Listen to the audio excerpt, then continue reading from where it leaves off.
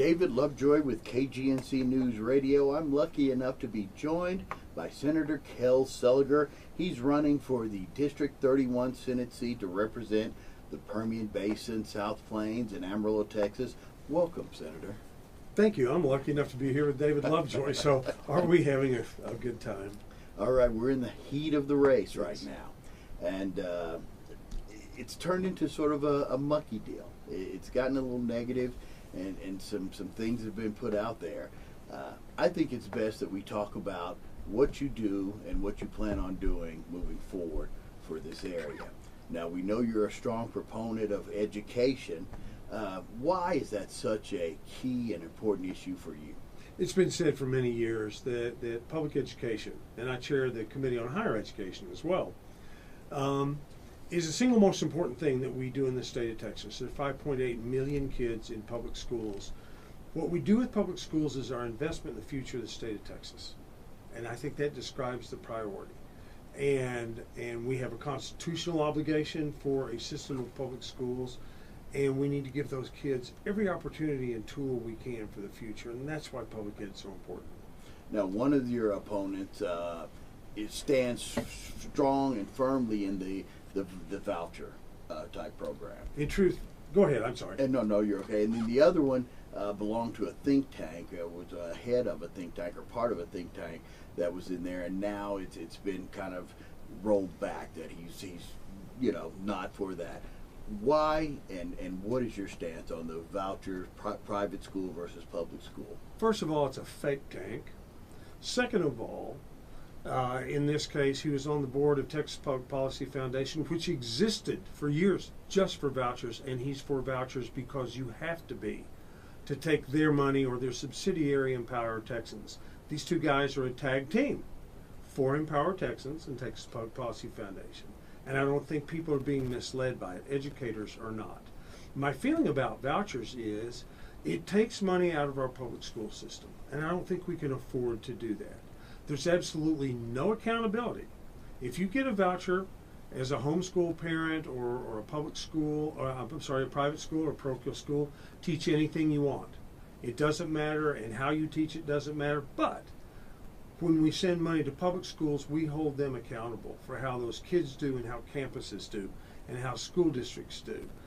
Private school and public school, there are private schools in the state of Texas that use Common Core today. And here my opponents are in favor of a system that puts public money into Common Core. It gets stickier than that because let's say that right next to Paladura High School, that if you have a parochial school, you can put in a Muslim school. You can teach anything in that school you want to, and we have to protect that right under the First Amendment. But does the average citizen, you think, want to have their tax money go to that kind of education? From what I hear, no, they don't. And that's one of the problems with the voucher system so ardently favored by Mr. Leal and Mr. Cannon. Now, infrastructure is an important key issue right now across our nation and in Texas. You've been working diligently to pass bills and present bills to improve infrastructure in this area specifically. Why is that so important? Well, infrastructure is different for each area that it addresses. I wrote the original bill that did with statewide water infrastructure plan and fund that allows the State Water Development Board to loan money to municipalities and water districts for very expensive projects. They always pay back and are the lowest interest rate. I think that's important. Highways are the single biggest part of infrastructure, and I've supported more money going to highways. The challenge there is as we put more money in there, and it will be billions of dollars to make sure we get our fair share of the Panhandle and South Plains and the Permian Basin. Every Texan has exactly the same need for transportation. Back in 1959, TxDOT thought one of the things that they needed to do was put a loop around Amarillo. In the meantime, they put it around Lubbock and Wichita Falls.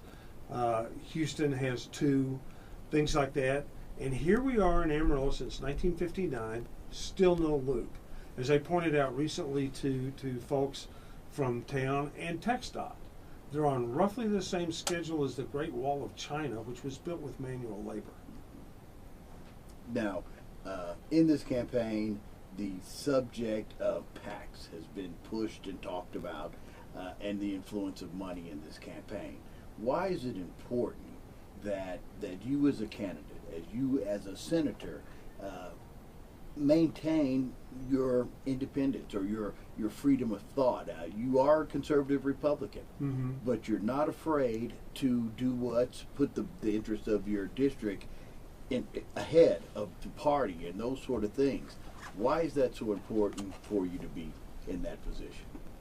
I represent 815,000 people in 37 counties, nearly about the size of Indiana, and with a lot of interests, and I have to weigh all those interests and things like that. Political action committees, and let's take the XL Political Action Committee, XL downtown, yes. our XL Energy.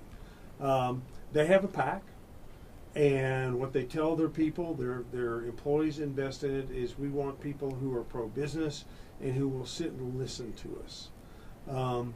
Are their PAC contributions contingent upon my doing exactly what they say? No, because they disagree sometimes. But they know I'm always accessible and I'll always listen. And PACs can be, and I'm proud of it. My opponents have some PAC support, mostly Empower Texans PAC, for hundreds of thousands of dollars. Nobody gives me that kind of money. And so for things like nurse practitioners, certified registered anesthetists, people like that who have PACs that want to elect who they think are good people. And I take modest amounts from all of them. I got a PAC contribution, well actually it's not a PAC, from the Chickasaw Indian Nation, whom I have never met with. I don't know who represents them. They want to elect good people. I hope I'm one of those good people, but don't ask me anything. I don't make any deals. My vote for a contribution. That I will not do. Now, usually in these type of interviews, we don't get into the downside of campaigning. And this campaign has turned kind of down a left turn down the road of personal attacks and falsehoods and just the idea of shock factor and value of things. My grandmother used to say, "Don't throw no rock and hide your hand," meaning if you're going to say something, can you stand up and back it? Can you speak to why you have maintained in your campaign talking about what you're doing and what you're doing moving forward instead of personal attacks and that sort of thing? I admire the fact that you don't want to talk about negative campaigning, but it has taken on such a large part of this campaign. I think it's going to affect this campaign. And particularly on the part of Mr. Leal, it's been nasty, it's been malicious, and it's been false. I have, on the other hand, if you see my latest TV ad, one of the things it says, have you noticed everything from my campaign is positive? I have a record, and I'm really proud of it, and it's a record of service to this area. That's what we need to talk about. We need to talk about the fact that we need a completely new formula for funding public schools. We need to talk about what we're going to do in higher education if every Texan is going to have a certificate or a diploma by 2030. Those are the things that we need to talk about. Saying weird stuff about me having a business interest with a lobbyist in Austin, what does that do? It's false. When have you ever seen a political race won by somebody who had the distinction of being the nastiest? What I'm hearing is the feedback on Mr. Leal's negative campaign may very well affect that campaign. Now, let's get back to the positive side of this. Moving forward, when you get back down to Austin, when you win the election, if you win the election, what are some of the things that you're looking to do moving forward for Texas and this area? Public school finance is a big part of it. Teacher pensions are a big part of it. Retired teachers don't get a lot of money, and their health care costs a lot. So much, in fact, and goes up consistently. In the last session, we put $500 million in teacher retirement system health care. And as long as health care goes up the way it is, we're going to have to respond the same way. There's a lot of people that want to change teachers' pension so it could fluctuate with the stock market. Well, the stock market's up, that's fine, but average $1,500, if it can become $1,000, we can't do that, and I oppose it.